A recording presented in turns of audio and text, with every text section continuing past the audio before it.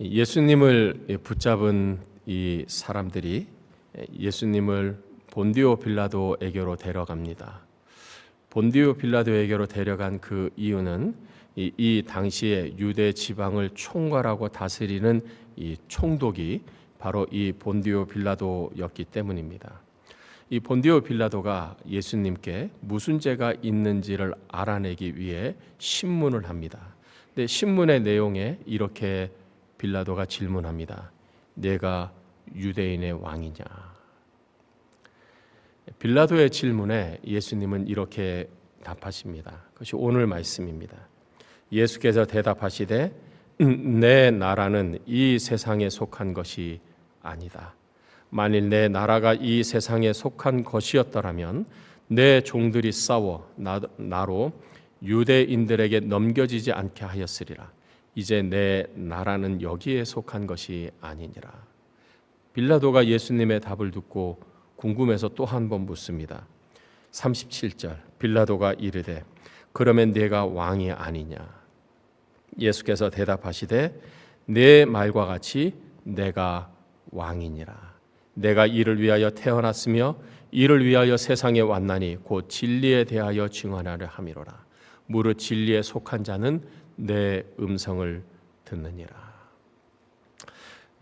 빌라도에 대한 예수님의 이 두 답변을 통해서 우리는 두 가지 사실을 알 수 있습니다. 첫째는 예수님의 나라가 있다. 두 번째, 그 나라의 왕이 바로 예수님이시다. 그런데 이 나라는 이 세상에 속한 나라가 아니다. 우리가 예수님의 이 말씀을 이해하기 위해서는 성경이 가르치는 두 세계를 이해해야 합니다. 성경은 우리에게 두 세계가 있다고 가르칩니다. 하나는 보이는 세계이고 또 한 세계는 보이지 않는 세계입니다. 보이는 세계는 이 물질 세계이고 우리 자연계, 자연 세계입니다. 반면에 보이지 않는 세계는 영의 세계입니다. 우리는 이 자연 세계 안에서 살고 있습니다. 그래서 보이는 것이 전부인 것처럼 우리가 생각하며 삽니다.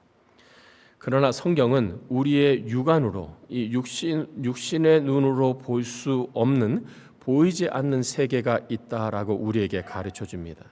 바로 영의 세계입니다. 하나님도 영이시고 천사도 영이고 그리고 사탄과 귀신도 다 영입니다. 영들이 존재하는 영의 세계가 있다. 우리가 성경을 이해하는데 어려움이 바로 여기에 있습니다. 성경을 가르치는데 어려움이 여기에 있습니다.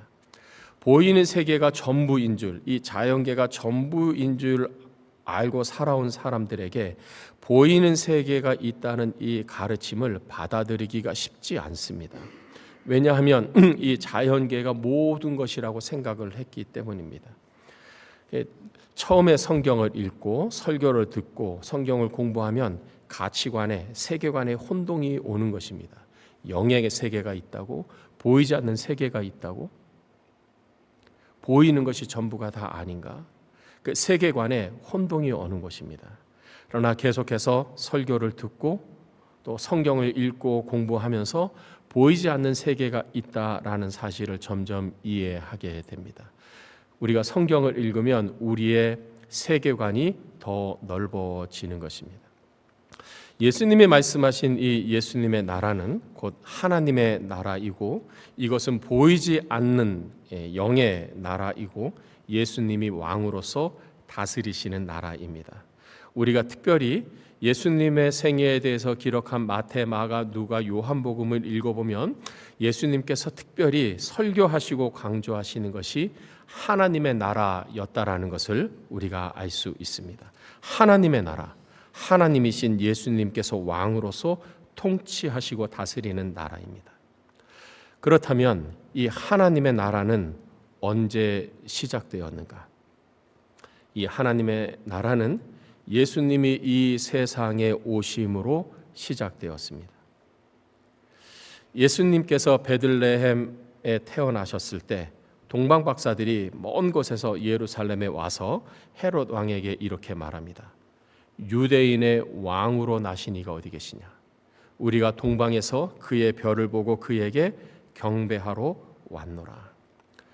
이들은 천체를 연구하는 사람으로서 특별히 특이한 한 별을 보았는데 이 별은 왕이 태어난다는 별이었습니다. 그 별을 쫓아오고 왔더니 예루살렘에까지 온 것입니다. 그러나 이들이 말하는 것입니다. 유대인의 왕으로 나신 이가 어디 계시냐? 우리가 그의 별을 보고 왔다. 왜 유대인의 왕이라고 했을까? 이 동방에서 온 사람들의 이 지식과 이 이해의 한계 내에서는 그 별은 유대 땅에 멈췄기 때문에 유대 나라를 다스리는 왕이라고 생각했던 것입니다. 이 동방의 박사들이 별을 보고 유대 땅까지 온 데에는 물론 하나님의 깨우치심과 하나님의 인도하심이 있었기 때문입니다. 예수님이 태어났을 때 예수님을 가리키는 이 별을 누가복음은 이렇게 말합니다. 천사 가브리엘이 마리아에게 예수님이 성령으로 잉태될 것이라를 알려주면서 이렇게 말합니다. 영원히 야곱의 집을 왕으로 다스릴 것이니라. 그리고 그의 나라가 무궁하리라. 성령께서, 하나님의 영께서 마리아에게 가르쳐 주시는 것입니다. 성령께서 내 안에서 역사하셔서 내가 잉태될 것이다. 잉태되어 태어날 이를 예수라 하라. 이 예수는 누구인가? 영원히 야곱의 집을 왕으로 다스릴 분이시다. 그리고 그분의 나라가 무궁하리라. 예수님은 이 세상에 오실 때 하나님의 나라의 왕으로 이 세상에 오셨습니다. 그리고 예수님은 이 세상을 왕권을 가지고 모든 것들을 통치하는 왕이심을 보여주셨습니다. 보이는 것과 보이지 않은 모든 것들을 예수님은 통치하시고 다스리신다라는 것입니다.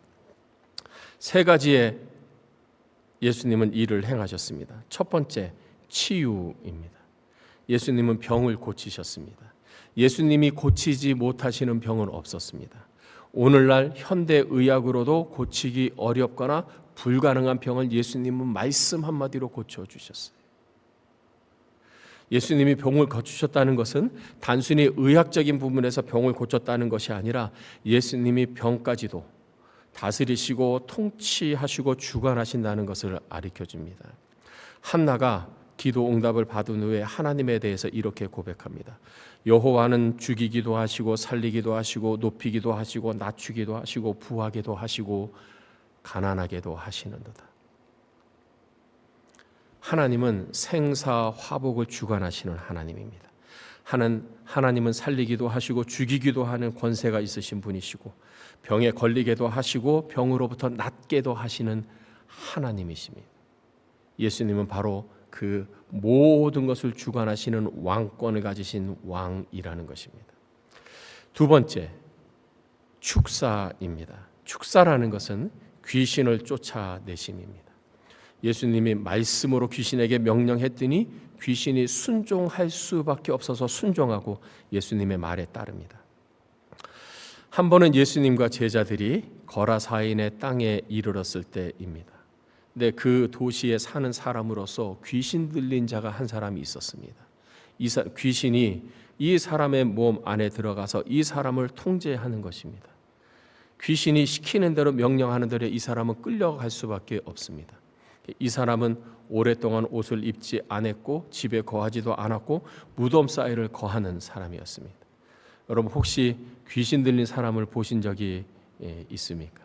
귀신 들린 사람은 통제가 불능합니다. 무섭습니다. 두렵습니다.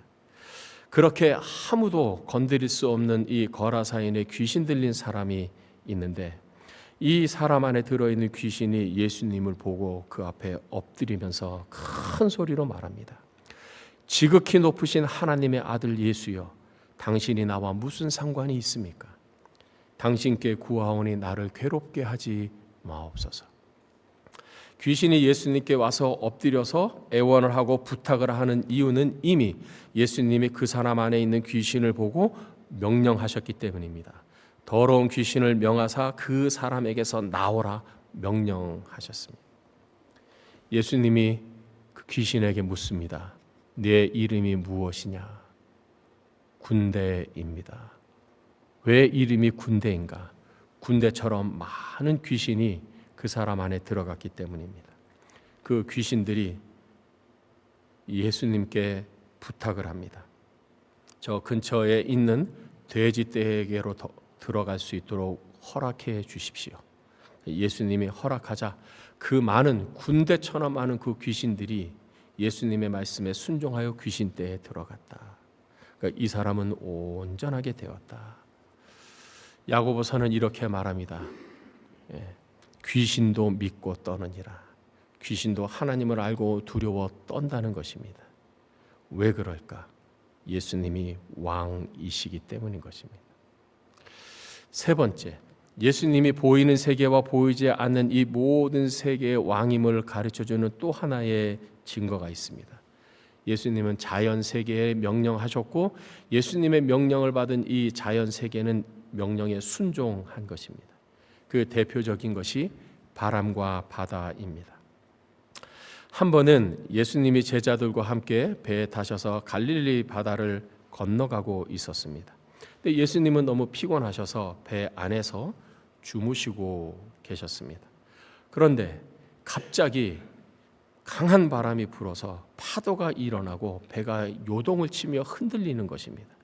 파도가 높게 일자 바닷물이 배 안에 들어오고 배는 이리저리 심하게 흔들리고 배는 가라앉을 만한 아주 위급하고 위험한 상황이 되었습니다.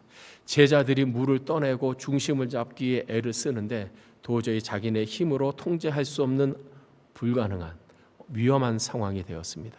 그때 이 제자들이 주무시는 예수님을 흔들어 깨웁니다. 예수님, 예수님 일어나십시오. 우리를 구원해 주십시오. 우리가 지금 죽게 되었습니다. 예수님이 깨시고 제자들에게 이렇게 말씀합니다. 어찌하여 무서워하느냐? 믿음이 작은 자들아. 그리고 예수님은 요동치는 그 배 위에서 일어서서 바람과 바다를 꾸짖으시며 명령하십니다. 잠잠하라. 그랬더니 놀라운 일이 일어나는 것입니다. 배를 뒤집어 엎을 것 같은, 배를 가라앉힐 것 같은 바람과 파도가 예수님이 명령하시자 한순간에 잠잠해진 것입니다. 그것을 본 사람들이 이렇게 말합니다. 그 사람들이 놀랍게 여겨 이르되 이분이 어떠한 사람이기에 바람과 바다도 순종하는가? 바람과 바다의 이 자연 세계에 있는 것이 예수님의 명령에 순종했습니다. 왜 순종했을까? 예수님은 이 모든 것의 왕이시기 때문입니다. 이 하나님의 나라는 예수님께서 이 땅에 2000년 전에 오심으로 시작이 되었습니다. 그러면 예수님이 오심으로 시작된 이 하나님의 나라는 언제 완성이 되는가? 예수님이 이 세상에 다시 오심으로 하나님의 나라는 완성이 될 것입니다. 예수님은 우리 성경에 약속하셨습니다. 다시 올 것이다. 천사가 알려줬습니다. 가심을 본 그대로 다시 오시리라. 예수님이 언제인지는 말씀하지 아니하셨지만 다시 오실 것이라고 예수님은 약속하셨어요. 그러니까 예수님이 이 세상에 다시 오실 때 그때 하나님의 나라는 완성이 될 것입니다. 그러나 중요한 사실이 있습니다. 예수님이 2000년 전에 베들레헴에 오셨을 때는 구원자로 오셨지만 예수님이 언젠가 이 세상에 다시 오실 때에는 구원자가 아니라 재판장으로 오신다는 사실입니다. 예수님이 재판장으로 오실 때에는 사람들을 구분할 것입니다. 목자가 양과 염소를 구분하는 것처럼 농부가 알곡과 가라지를 구분하는 것처럼 사람들을 구분해서 나눌 것입니다. 이때 왕권을 가지고 오시는 예수님의 이 심판, 재판에 따라 사람들은 크게 세 부류로 구분되고 나뉘어질 것입니다. 첫째는 통안의 후회를 하는 사람입니다. 예수님을 왕으로 모시기를 거부하고 믿음으로 받아들이지 않고 자기 욕심에 따라서 살아가는 사람입니다. 예수님은 이런 사람들에게서 무서운 경고를 내리십니다. 지옥에 던져질 것이다. 지옥은 어떤 것입니까? 거기에는 구더기도 죽지 않고 불도 꺼지지 아니하느니라. 여러분, 우리는 본능적으로 죽지 않으려고 애를 쓰면서 살아갑니다. 그러나 여러분, 인생을 살다 보면 오히려 죽는 것이 복이 된 경우가 있습니다. 차라리 죽었으면. 여러분, 죽지 않는 것이 오히려 큰 고통이 될 때가 있어요. 예수님을 믿지 아니하고 거부하고 자기 뜻대로 자기 마음대로 자기 욕심을 추구하며 사는 사람들은 구더기도 죽지 않는 꺼지지 않는 불에 던져지게 될 것이다. 그리고 그 사람들은 어두운 데 쫓겨나서 거기서 슬피 울며 이를 가게 될 것이다. 이를 갈면서 통한의 후회를 하게 될 것이다. 내가 예수님을 믿을 걸, 그때 복음을 전했을 때 내가 그 사람 말을 들을 걸, 내가 교회에 갈 걸, 내가 예수님을 구주로 영접할 걸. 통한의 후회를 하는 사람이 있을 것입니다. 두 번째, 부끄러워하는 사람이 있을 것입니다.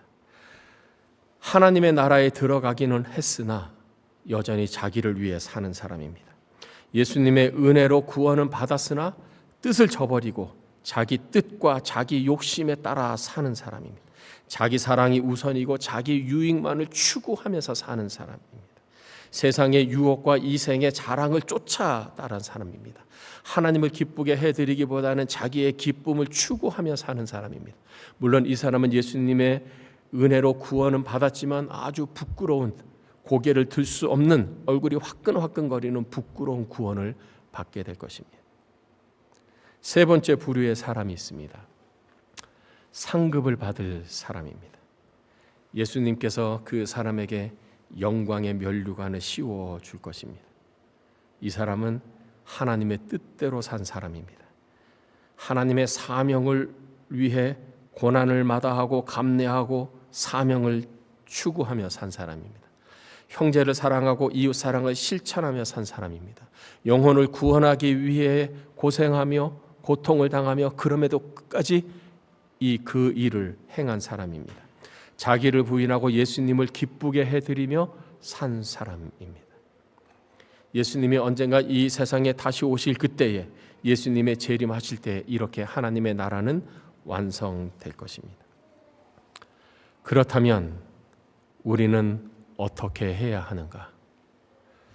이 세상에서 하나님의 나라는 점점 확장되어 가고 있고, 언젠가 왕이신 예수님께서 이 세상에 오시면 하나님의 나라는 완성이 되는데, 그럼 그때까지 우리는 어떻게 해야 하고 어떤 삶을 살아야 하는가?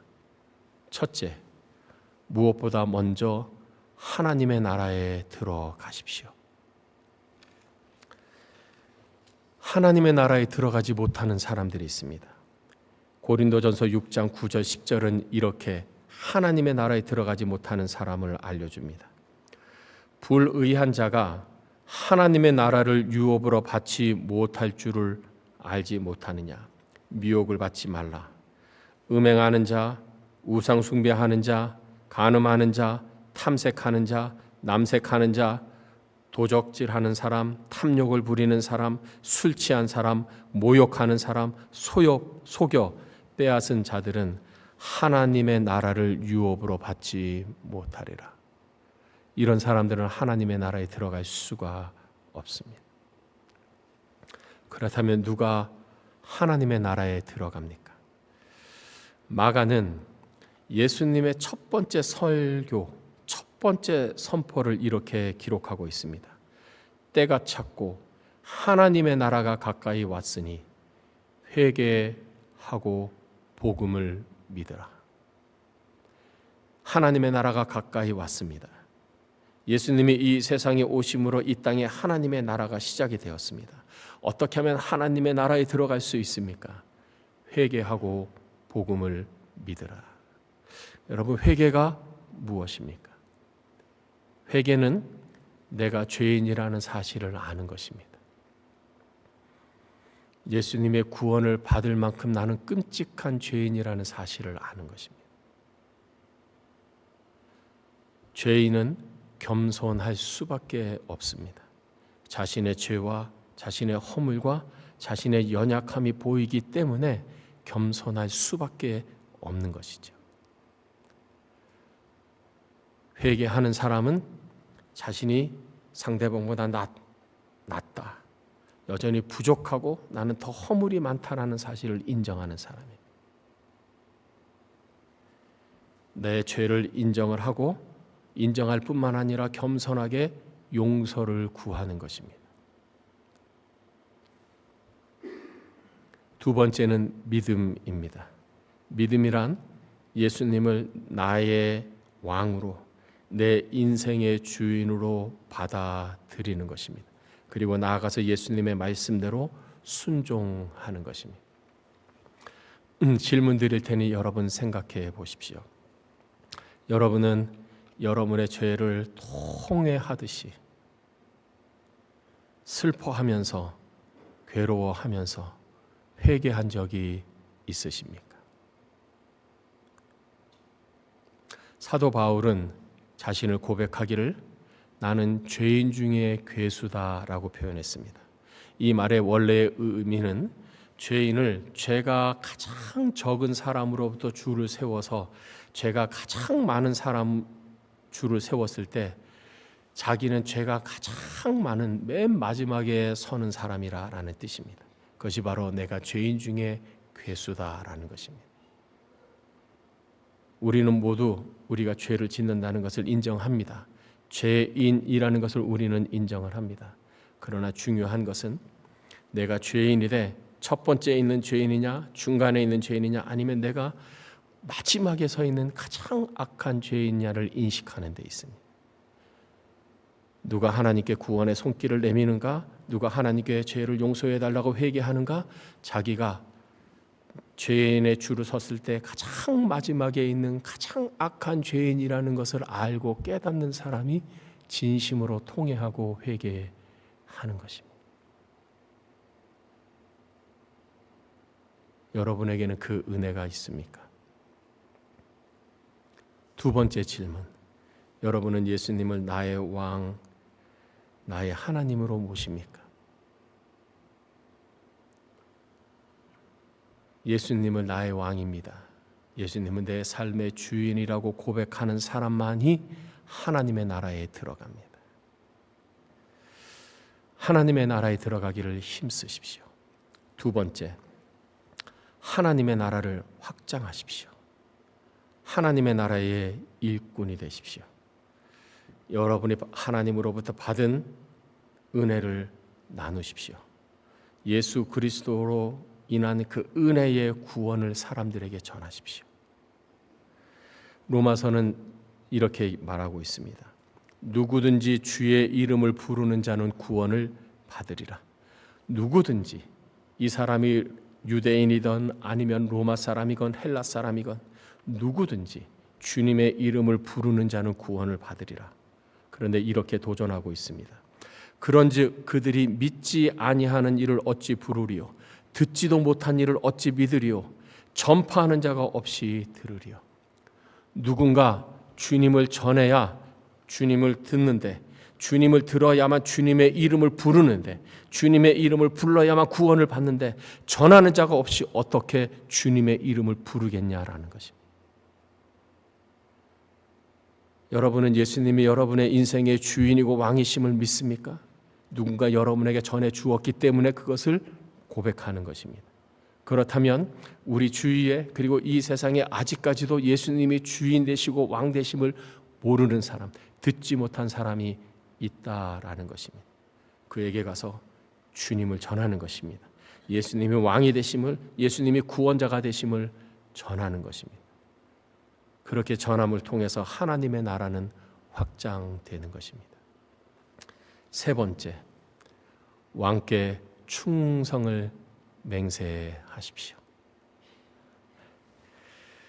우리가 살아도 주를 위하여 살고 죽어도 주를 위하여 죽나니 그러므로 사나 죽으나 우리가 주의 것이로다. 여러분, 물론 살기 위해서 애를 써야 되지만 살고 죽는 것에 그 자체에 너무 연연하지 마십시오. 어떻게 보면 인생이 참 초라해 보입니다. 우리가 사는 것도 주님을 위해서 살고 우리는 죽는다 할지라도 그 죽음조차도 우리는 주님을 위해서 죽는 겁니다. 그 이유는 살든지 죽든지 우리는 주님의 것이기 때문에, 주께서 보배로운 그 보혈로 우리를 값주고 사셨기 때문입니다. 우리는 사나 죽으나 주님의 것입니다. 그러므로 우리는 주님께 충성을 맹세하는 것입니다. 고린도전서 10장 31절, 그런즉 너희가 먹든지 마시든지 무엇을 하든지 다 하나님의 영광을 위하여 하라. 혹시 여러분 먹고 싶은 거, 마시고 싶은 거, 정말 먹고 싶은 거 있는데 그것을 먹을 수 있는 형편이 되지 않는다고 원망하고 불평하십니까? 그것이 우리의 삶에 그렇게 중요하지 않습니다. 많이 먹는다고 오래 사는 것도 아니고 적게 먹는다고 반대도 아닌 것입니다. 먹고 사는 것에 그렇게 너무 관심을 갖지 마시고 너무 연연하지 마십시오. 중요한 것이 하나 있습니다. 먹든지 마시든지 무엇을 하든지 다 나는 하나님의 영광을 위하여 한다. 먹고 마시는 목적이 중요한 거죠. 하나님의 영광을 위하여 합니다. 왜? 하나님께서 피로 값주고 우리를 사셨기 때문에, 하나님은 내 인생의 왕이시고 하나님 나라의 왕이시길 것이기 때문입니다. 왕이신 예수께서 우리에게 약속을 하나 하셨습니다. 요한계시록 2장 10절 말씀, 내가 죽도록 충성하라. 그리하면 내가 생명의 관을 내게 주리라. 우리 초대하시는 것입니다. 내가 나에게 죽도록 충성하라. 충성하다 죽어라. 그러면 내가 생명의 관을 너에게 주겠다. 여러분, 얼마나 놀라운 말씀입니까? 직장 내에서든지 어느 곳에서든지 지도자가 돼본 사람은 알아요. 지도자는 자기에게 충성하는 사람을 결코 버리지 않습니다. 하물며 사람도 그러하건대 만왕의 왕이시고 만주의 주가 되시는 사랑과 은혜가 풍성하신 그 하나님의 아들 예수 그리스도께서 충성하는 자를 어찌 외면하겠습니까?